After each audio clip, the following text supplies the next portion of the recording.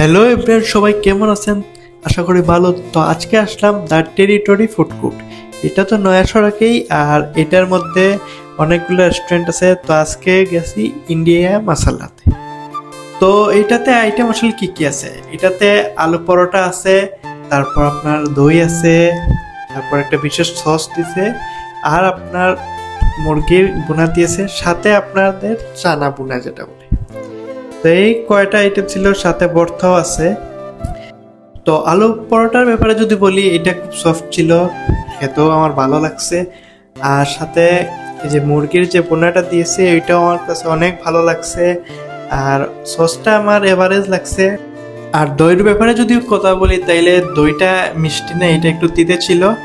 আর ছানার কথা কি বলবো, এটা আমার কাছে এভারেজই মনে হয়েছে। আর সাথে যে ভর্তা, এটা এজ ইউজুয়াল যেরকম থাকে এরকমই আছে। তো সর্বোপরি আমার কাছে থালিটা ভালোই লাগছে।